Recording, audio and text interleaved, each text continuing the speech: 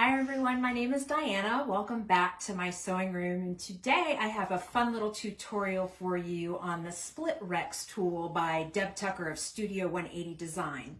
When I first found this tool, I was teaching Tucker University at the shop, and I thought, what on earth am I going to do with this tool? It looks like it'd be great for borders, but I don't know, blocks, I'm not sure. So what I did was I started playing around a little bit with the tool, and then I went to the Studio 180 Design website and I pulled up the Blockbuster series. And I know you've heard me talk a lot about the Blockbuster series while I've been doing all of these tutorials. And the great thing about them is that it really gives you a different perspective on how some of these tools work and how you can make them work in different blocks.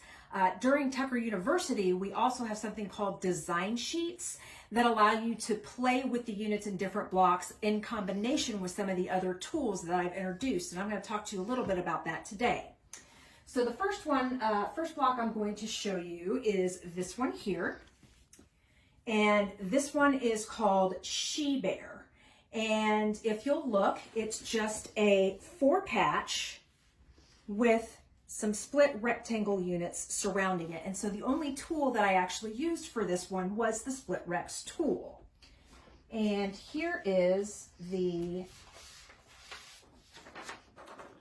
Blockbuster page that I used, and this is number 13. So if you go to studio180design.net, look for the tab that says free downloads and scroll down to the bottom. There's the Blockbuster series and they are numbered. So this is number 13 and this is She Bear. My next one that I started to play with is called Poinsettia. And this one, as you can see, is one block and it is 21 inches. So for this one, I used both the Split Rex tool here and the Lemoyne Star tool. So if you go back into some of my videos, you'll see the Lemoyne Star tutorial that I did. So this is just a quarter of a Lemoyne Star block along with a Split Rex block. And this one is also made using partial seams. That one is number 29, Poinsettia. And as you can see here, there's a bunch of different settings. The Black Line Master allows you to play a little bit with the color placement. And then the last one that I ended up playing with is called Roll the Dice. And this one is a lot of fun. This one uses both the square to square ruler and the Split Rex tool. And you might not be able to see the Split Rex very well because the background blends in. So what I'm going to do is I'm going to take each one of these blocks and I'm going to break them down for you so you can see where the Split Rex are in each of these. So in that first one called She Bear, you can see here that the Split Rex is right here. So I've got my piece of background fabric, I've got my piece of patterned fabric, and then that is my Split Rex. In the next one, in Poinsettia,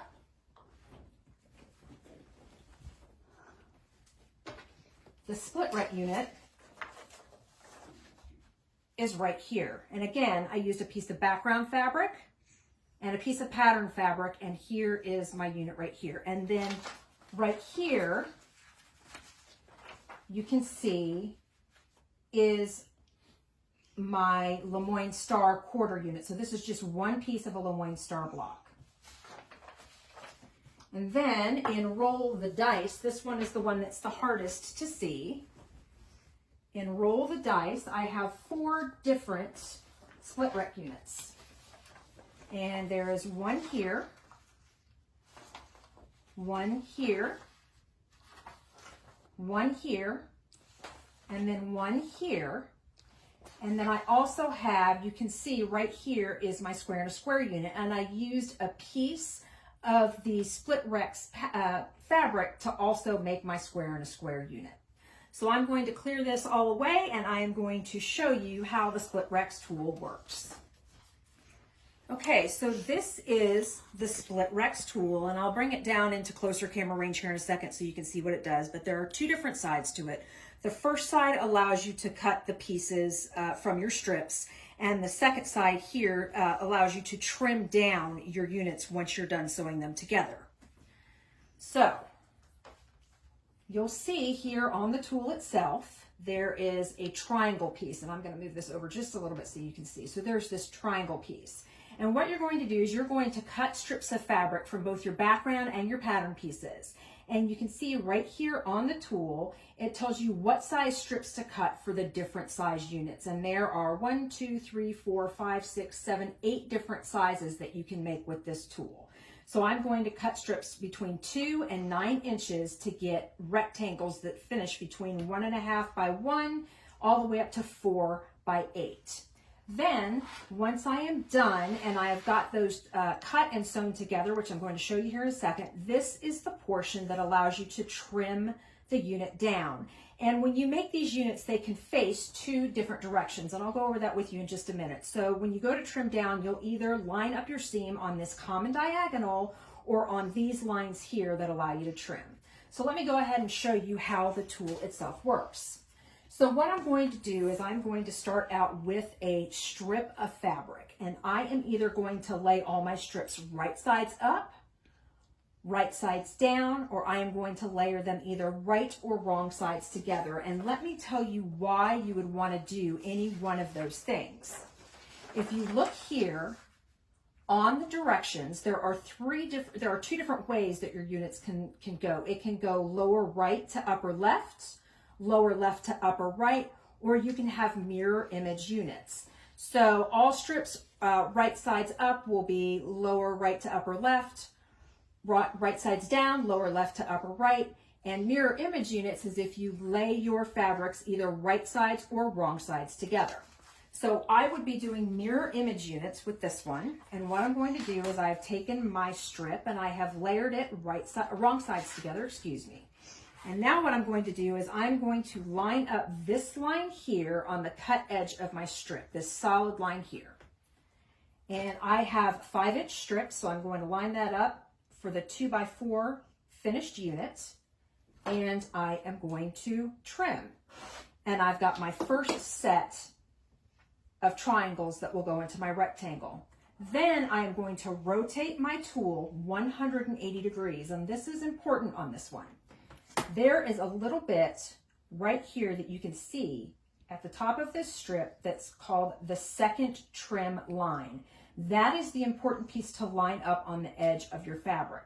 Then you're also going to line up this diagonal right here, but you'll notice that this doesn't come within any of the lines right here. Ignore these lines when you're making this second trim. The only lines that matter are the common diagonal seam line, the second trim line guide, and the second trim. So then I'm going to go ahead, cut, and I've got my second trim and my second set of triangles. So once I've done that, what I'm going to do is I am going to layer my fabrics right sides together. And you're going to want to line them up before you go to your sewing machine. And as you can see, these are going to be a little bit oversized. And I'm going to layer them right sides together.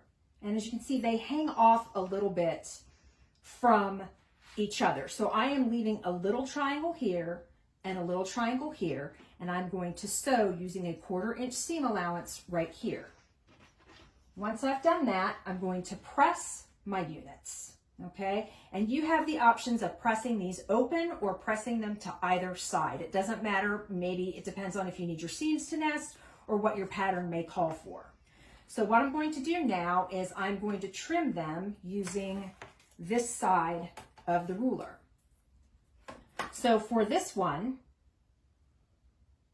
my seam line is going this way, so I'm going to line this line here, the 2x4 finished unit, up with my seam line. I'm going to make sure that these 4.5 by 2.5 inch lines are within my fabric so that I have more to trim when I flip the unit.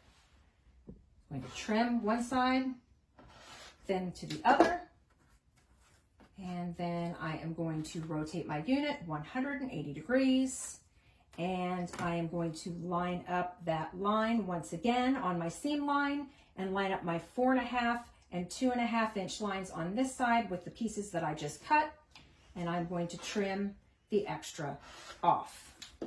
Now I also have a mirror image unit So that one, the seam line is lined up just a little bit differently. It's lined up along the common diagonal, as you can see here.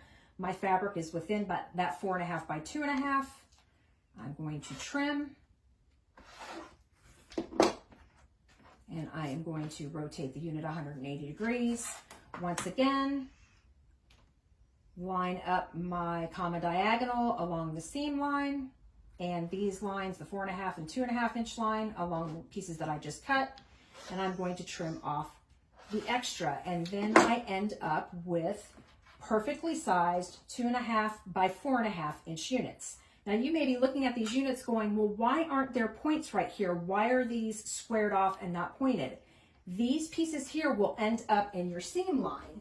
So when you look, you end up with a point right there. So you have a point there and a point there. So instead of having these little squared off pieces, this is going to come to a perfect point. So you might say to yourself, well, why would I use this as opposed to using another method?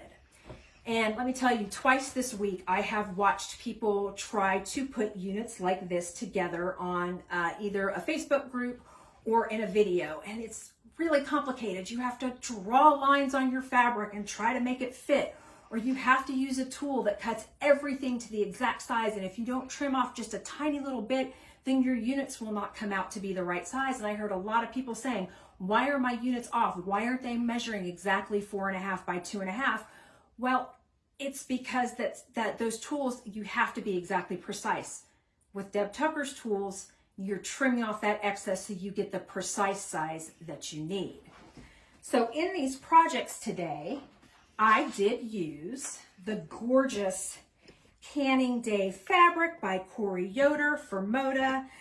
These are just some of the pieces that came in my fat quarter bundle. We do have the whole line in the shop. We have pre-cuts, we have yardage available. It's absolutely gorgeous. I keep finding new things to do with this line of fabric.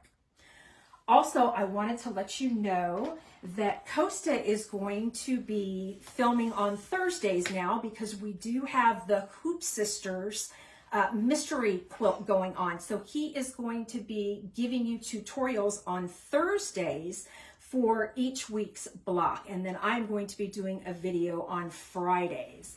And just to let you know, my next video will be using these gorgeous fabrics that Lori picked out for me that are part of our new full line of grunge that we got in. I can't wait to show you the pattern that this is going to be used with.